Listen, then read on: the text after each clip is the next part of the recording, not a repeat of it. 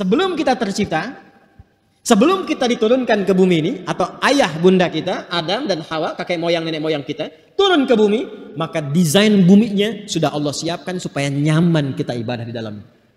Dalam bahasa Arab, sesuatu tempat yang nyaman untuk dipijak, untuk tiduran, untuk sandaran, untuk lompat-lompat, untuk enak di situ ya, macam-macam, itu disebut dengan firash namanya. Pakai sin besar ya, firash. Kalau sin kecil kuda namanya. Ya, faras, fursan, penunggang kuda yang hebat. Tadi saya memberikan tahniah, ucapan selamat untuk jemaah haji, kan?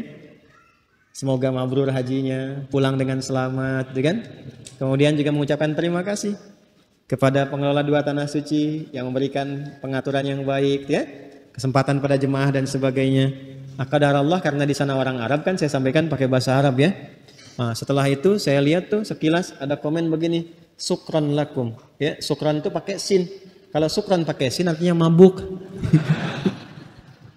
Ini pakai sin bahasa syukran ya. Kalau pakai sin kecil sukran itu mabuk nih. Baik ya.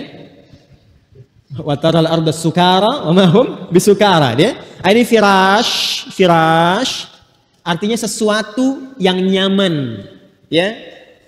Nyaman diapakan? Ya nyaman untuk diinteraksikan. Mau dipakai tiduran enak, dipakai duduk-duduk enak, pakai bercanda enak, guling-gulingan enak, lompat-lompat enak. Karena itu kasur bahasa Arabnya firash.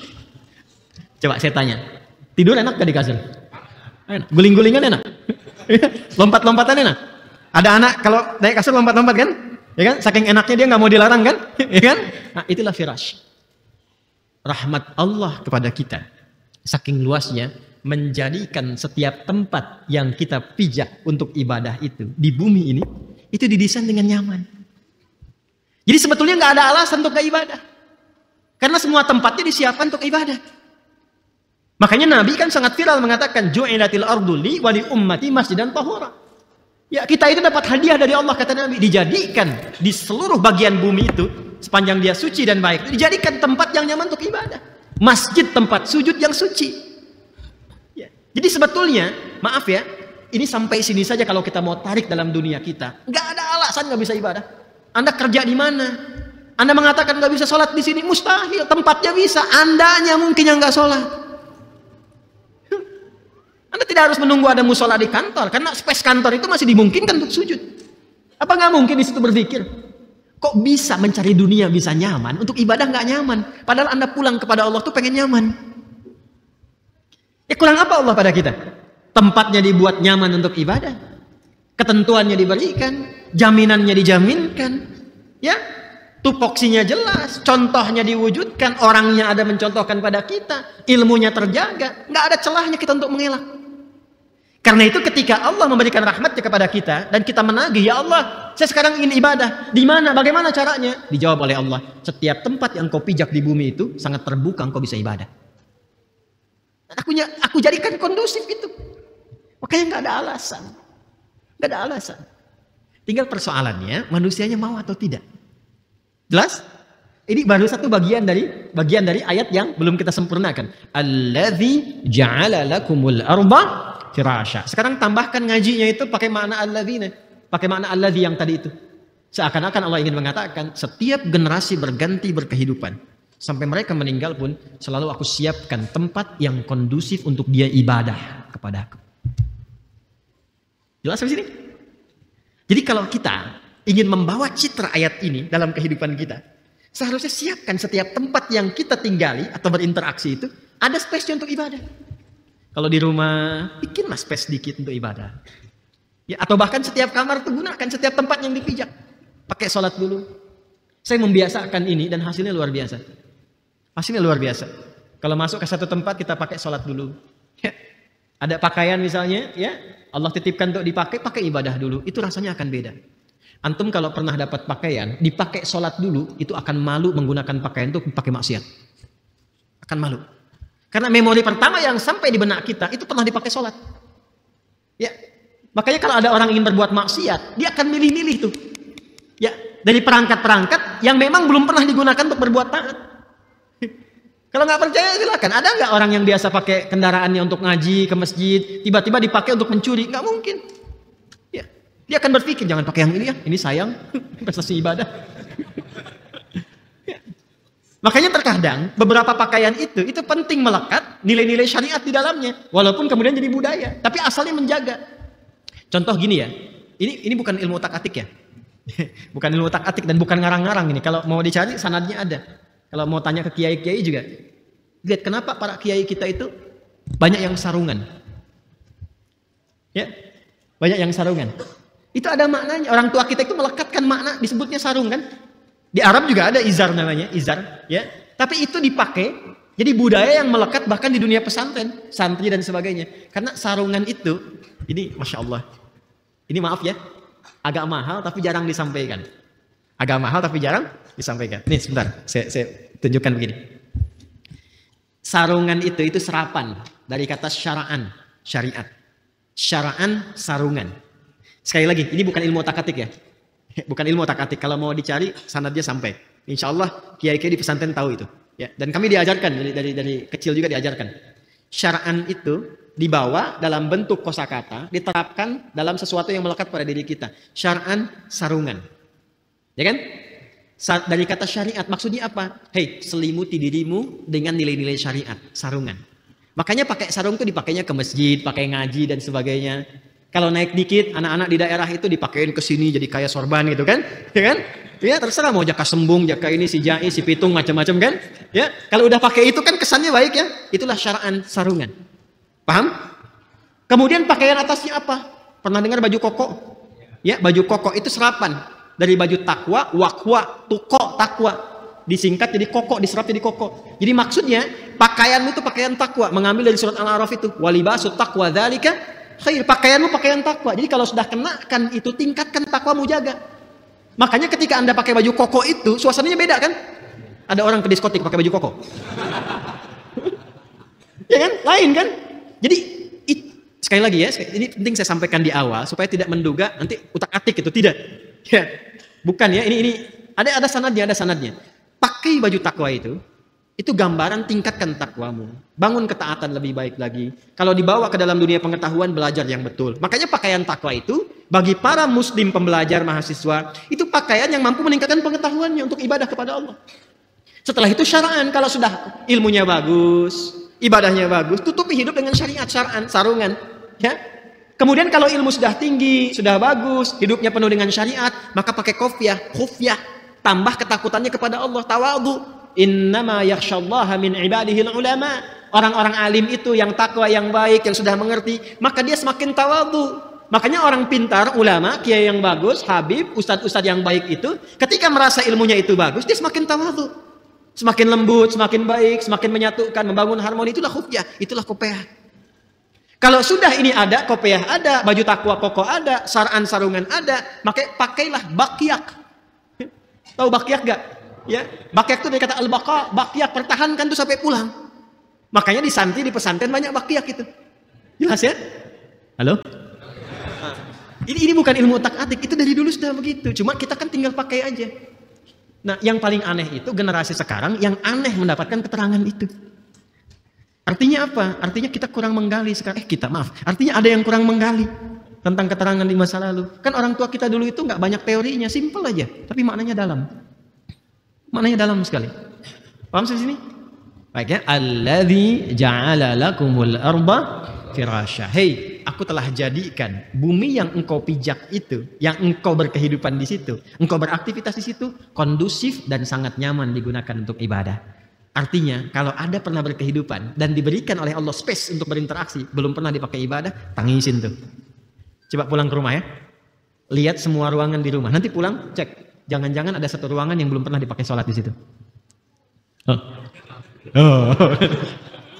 Ayo, kan? Coba dicek lagi. Ya, awas hati-hati. Nanti hadisnya banyak. Kalau hadis tentang desain rumah itu ada loh, teman-teman yang di dunia interior. Ya, awas tuh. Nabi itu sangat efektif sekali. Jangan sampai kata Nabi, misalnya contoh nih, ada 4 kamar, cuman 3 yang dihuni, maka 1 itu dimanfaatkan oleh setan. Jadi di Islam itu spesifik, jangan ada yang israf, berlebihan. sia-sia nggak kepake. Ya, ini untuk kamar siapa, ini bagaimana, ini yang mana. Didesain semuanya supaya nyambung semua. Ada aktivitas di situ. Jelas sampai sini? Oke. Allazi ja'ala lakumul arba firasya. Jangan sampai tidurnya nyaman, tapi ibadahnya nggak maksimal. Makanya disindir nanti di Al-Muzammil. Ya, innalaka fin nahari sabhan tawila. Duh hambaku, ya ayyuhal muzammil. Ya, qumil laila illa qalila. Nisfahu aw inqus minhu aw zid alaihi warattilil qur'ana tartila. Awas, inna sanulqi alaika. Mana Qur'annya? Qaulan thaqila. Inna nashi'atal laili hiya ashaddu wat'an wa aqwamu qila. Innalaka fin nahari sabhan tawila. Ini bahasa bebasnya begini nih sampai ayat ke-7. Hei hambaku yang sedang tidur enak banget pakai selimut. Ya kan? Dan engkau itu begitu sibuk siangnya. Innalaka fin nahari sabhan tawila. Kamu itu siangnya begitu sibuk cari dunia. Malamnya enak banget tidurnya pakai selimut. Pulas begitu. Itu kata Allah nih. Cita-cita masuk surga. Firdaus lagi itu. Dia? Ayo, siapa yang pengen ke surga Firdaus?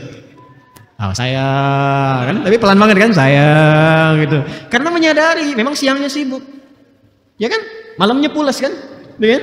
Cita-cita masuk surga. Kata Allah, cobalah bangun sedikit. Qumil laila illa qalila. Bangunlah sedikit, walaupun cuma sedikit ibadahlah. Jadi semua desain itu menyaman, menenteramkan dan menenangkan. Semua desainnya nyaman.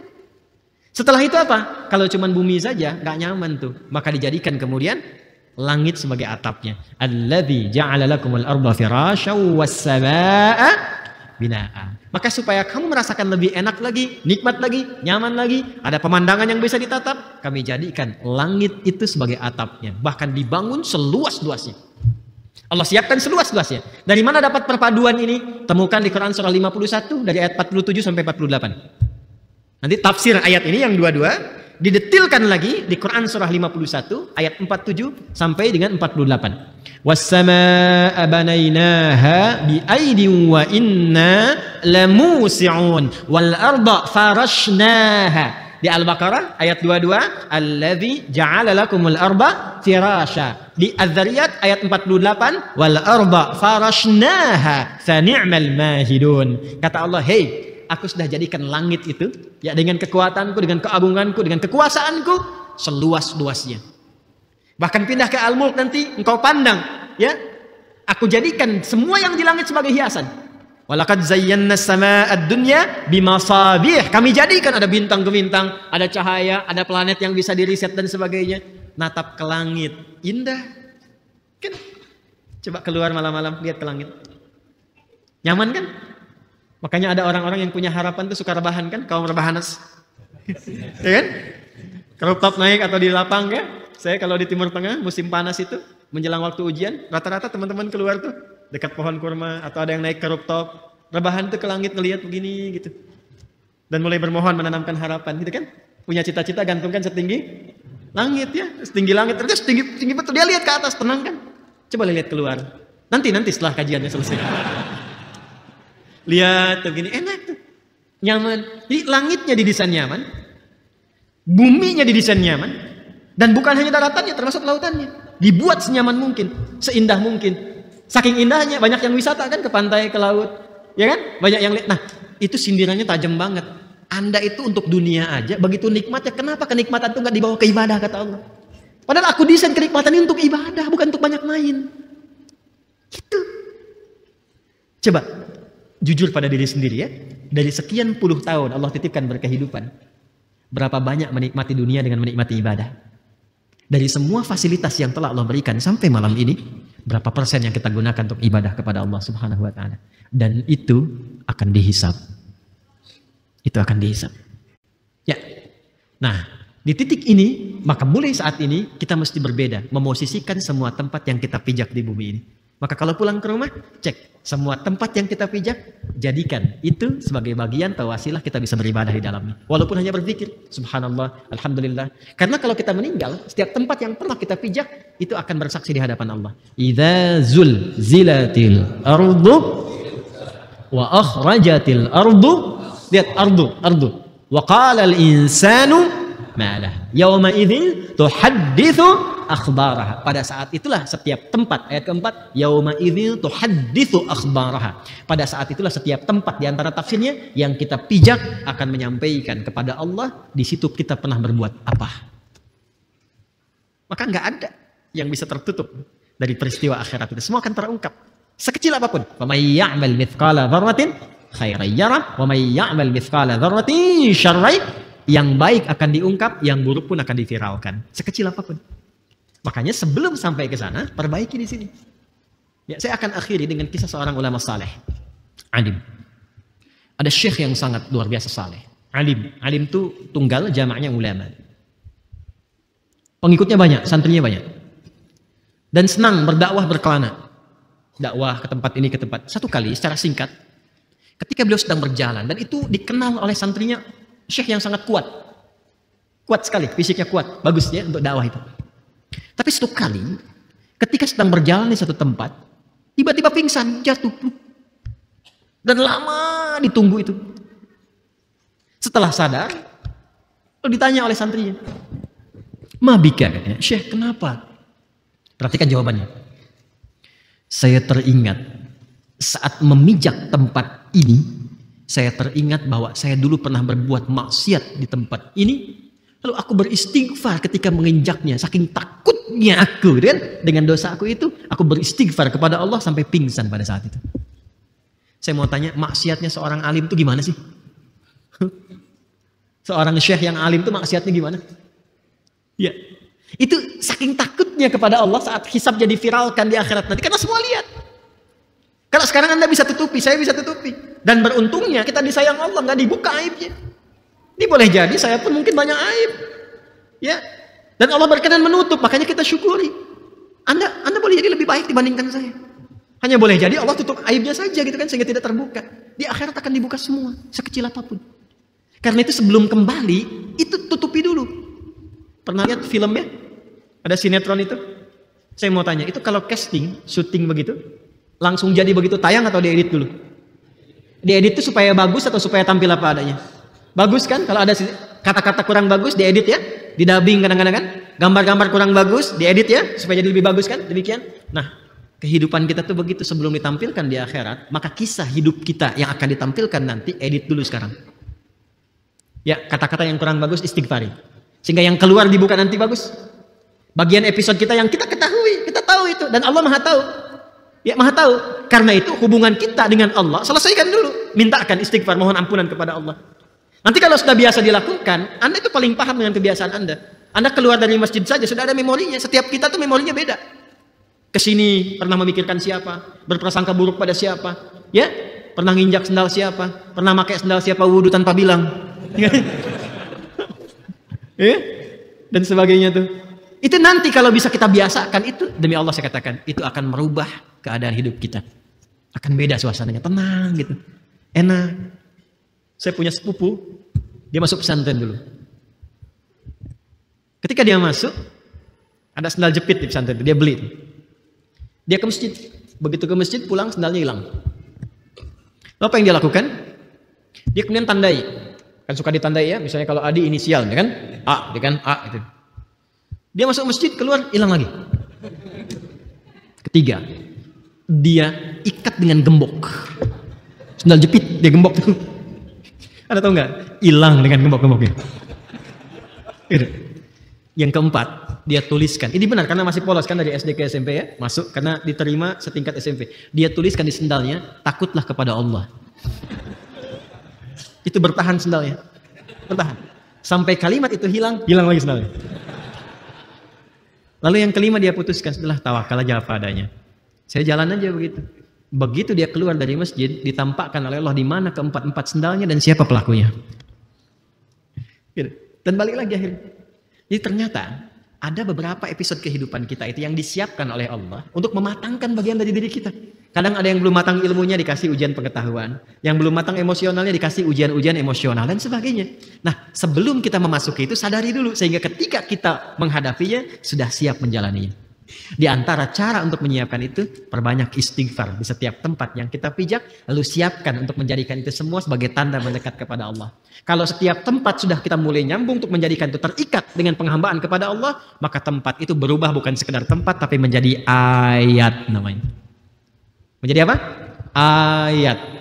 Ya, nanti kata ayat setidaknya disebutkan sebanyak kurang lebih 64 kali dalam Al-Quran, dan setiap kita memijak bumi, melihat langit, melihat lautan, bagi orang-orang yang sudah beriman kuat dan paham ayat ini, maka semua tempat itu tidak lagi menjadi tempat ardun, tapi menjadi ayat. Inna fi khalqis samawati wal ard wa ikhtilafil laili wan nahar la ayatil liulil albab. Jadi kalau sudah lihat langit, ingatnya sama Allah. Ya, jadi beda nih kalau orang biasa ngelihat langit, langit, gitu kan? Udah. Kalau ilmuwan lihat langit, wah ini rasi bintangnya menunjukkan begini nih, arah angin begini dan sebagainya. Tapi kalau ulul albab yang tahu esensi kehidupan, Rabbana ma khalaqta hadza batila. Enggak ada yang sia-sia dari ciptaan Allah. Masya Allah, indah betul ciptaan Allah ini. Sujud dia, ya kan? Mendekat dia kepada Allah. Dan pancaran setelah itu apa? Bisa jadi pengetahuan. Itu yang dilakukan oleh Nabi Ibrahim alaihissalam.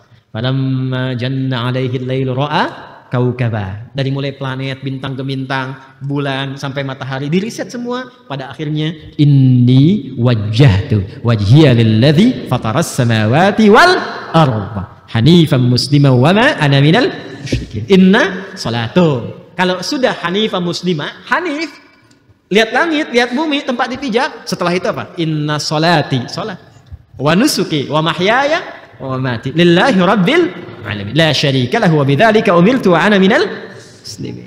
Itu caranya. Laut ada lagi ayatnya, ayat 164 di surah Al-Baqarah. Nanti kalau sudah sampai kita baca itu. Inna fi khalqis samawati wal ardi wa ikhtilafil laili wan nahari wal fulkil lati tajri fil bahri bima yanfa'un nas. Ayat tentang kapal, kapal laut, perahu di laut dan sebagainya. Itu Quran ada ayatnya. Ada ayatnya. Makanya dulu setelah orang Islam itu maju dengan keislamannya di eranya Utsman bin Affan radhiyallahu taala anhu, yang kuat itu maritimnya, armada lautnya. Itu inspirasinya dari Quran. Itu sebetulnya bisa diturunkan ayatnya karena Indonesia itu kan luasannya lebih banyak lautan kan dibanding daratan itu. Jadi kalau belajar eranya Utsman bin Affan di copy paste nilai kemaritimannya, oh kuat banget itu. Ya, masa dari sekian banyak selat itu kalau nggak salah tuh ya hampir 2/3-nya ada di Indonesia itu. Hampir 2/3-nya. Nah itu ya. Nah jadi sekarang kalau sedang ngaji ayat ini kan baru setengah nih. Ya kan baru setengahnya kan belum selesai kan? Ya kan? Allazi ja'ala lakumul arda firasya was samaa'a bina, baru sampai situ, baru setengah. Jadi sekarang kalau lihat langit, sudah lihat ayat ini, sudah ngaji, lihat langit itu sudah Masya Allah, Rabbana ma khalaqta hadza. Minimal latihan itu dulu. Latihan dulu aja sampai hati kita tersambung. Di lisan dulu aja Masya Allah, Rabbana ma khalaqta hadza batila. Ya Allah, jadikan lisanku yang berpikir ini menjadi persaksian yang memberatkan mizanku di akhirat. Itu dulu aja, walaupun belum ada sentuhan ke jiwa. Semakin sering berlatih, semakin tersentuh jiwanya nanti. Ya, sentuhlah ia di lisanmu, maka ia akan turun ke jiwamu. Jangan di mata aja, sentuhlah ia lekat di hatimu, maka ia akan jadi milikmu untuk selamanya. Itu aja yang dia paling deh. Kan dari mata turun ke, bukan cuma mata, dari lisan turun ke hati, dari telinga turun ke hati. Di hati ini ada iman. Dari kaki naik ke hati. Jadi ada yang turun, ada yang naik, sumbernya di hati. Inna fil jasadi mudghatan. Kan? Idza salaha salahal jasadu kullu wa idza fasadat fasadal jasadu kullu ala wa hiyal qalbu. Paham di sini? Yang dahsyat tuh begini, yang dahsyat. Lihat hujan, ingat Allah. Itu yang susah itu. Kan ada yang baru gerimis, miripis, pepoyan gitu kan? Ada yang begitu kan? Gerimis, jemuran gitu kan? Ada yang begitu. Tapi yang ini baru mendung pun ingat Allah. Hujan turun ingat Allah, zikir sampai menikmati setiap butiran hujan itu. Luar biasa, indah sekali. Setiap butiran itu menikmati. Ya, saking nikmatnya tertidur pun karena zikir. Bukan sekedar tidur, kan ada terapi tidur dengan mendengar suara hujan kan? Ya kan? Itu bukan sekedar tertidur, dia saking menikmatinya bisa larut dalam suara itu untuk memuji Allah Subhanahu wa taala. Bagaimana dan kapan itu bisa terjadi? Nanti pekan depan. Kita teruskan ayatnya. Kan yang selanjutnya tentang hujan. Ya kan? Selanjutnya tentang hujan kan? Ya alladzi ja'ala lakumul arda firasyaw was samaa'a binaa'a wa anzala minas samaa'i ma'a. Kenapa pakai anzala sedangkan di surat Luqman pakai nazzala? Kapan jadi nazzala? Kapan jadi anzala?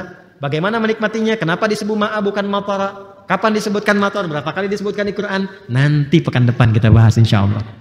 Jelas ya? Paham sampai sini? Nah, jadi kalau ada ayat tentang bumi dijadikan sebagai hamparan yang dimaksudkan cara kita berinteraksi, bukan ingin menunjuk bentuk bumi. Jadi ayat ini bukan ingin bicara bumi bulat, bumi datar. Awas ya? Bukan, kalau ingin tahu bentuk bumi sederhana, keluar dari bumi, lihat dari luar.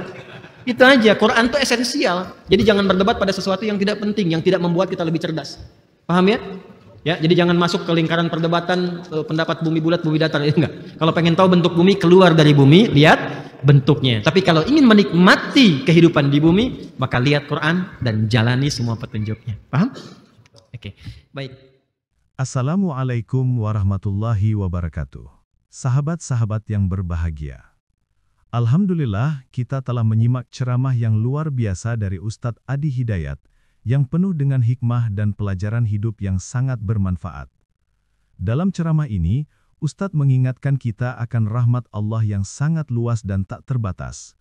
Allah telah menciptakan bumi ini sebagai tempat yang nyaman untuk kita beribadah. Setiap langkah yang kita ambil, setiap tempat yang kita pijak di bumi ini adalah tempat yang disiapkan Allah untuk kita mendekatkan diri kepadanya. Ustadz Adi Hidayat menegaskan bahwa takwa adalah kunci utama untuk meraih kebahagiaan yang sejati.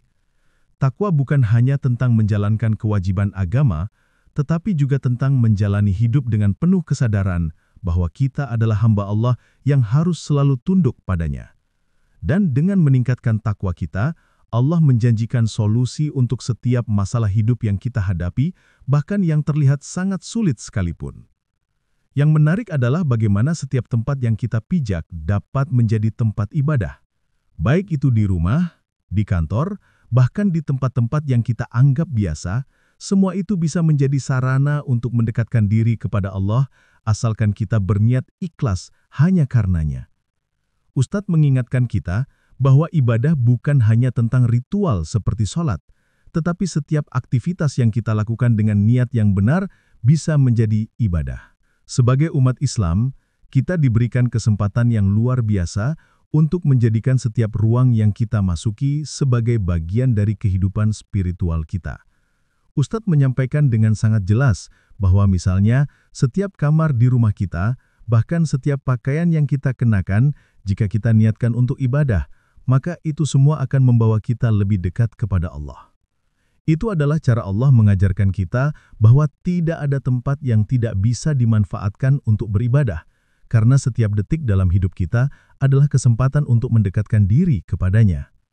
Dan yang lebih penting lagi, setiap tempat yang kita pijak akan menjadi saksi di hadapan Allah pada hari kiamat nanti. Oleh karena itu, marilah kita mulai memperbaiki diri dan beristighfar setiap kali kita menyadari ada tempat atau waktu yang kita lewati tanpa menggunakan kesempatan itu untuk beribadah. Bertaubat adalah langkah pertama yang harus kita lakukan ketika kita merasa jauh dari Allah. Allah sangat mencintai kita dan pintu taubatnya selalu terbuka lebar. Teman-teman yang baik, mari kita perbaiki setiap tempat yang kita pijak. Ketika kita pulang ke rumah nanti, cek setiap ruang di rumah kita. Apakah sudah ada ruang khusus untuk ibadah? Jangan sampai ada tempat yang kita lewati tanpa ada nilai ibadah di dalamnya. Ustadz mengajarkan kita bahwa setiap ruangan di rumah harus memiliki space untuk ibadah, baik itu untuk sholat, berzikir, atau merenung.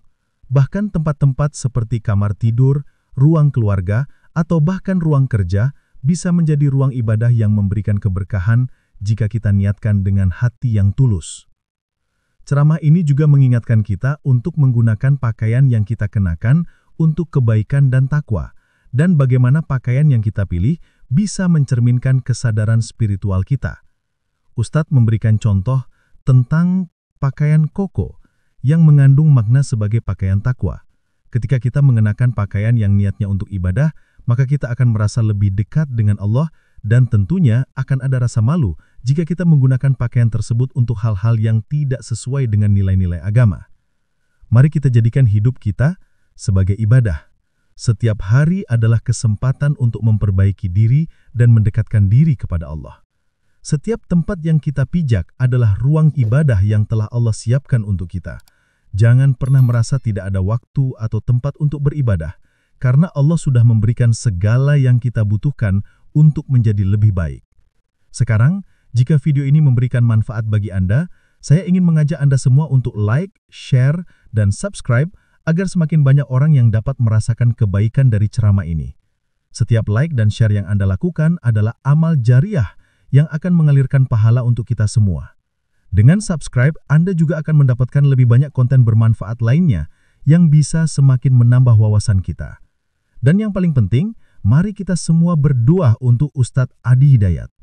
Di kolom komentar, tuliskan doa terbaik Anda untuk beliau. Semoga Allah senantiasa memberikan kesehatan, kebahagiaan, dan keberkahan bagi beliau, serta memberikan kemudahan dalam setiap dakwah yang beliau lakukan. Doa kita untuk beliau adalah bentuk rasa terima kasih yang tulus atas ilmu yang telah beliau sampaikan. Semoga beliau selalu dalam lindungan Allah dan terus menjadi petunjuk bagi umat Islam. Mari kita terus berusaha memperbaiki diri, meningkatkan takwa, dan menjalani hidup dengan penuh kesadaran dan ibadah kepada Allah. Semoga Allah selalu memberikan petunjuknya kepada kita, menjadikan hidup kita lebih bermakna, penuh berkah, dan penuh dengan kedamaian. Wassalamualaikum warahmatullahi wabarakatuh.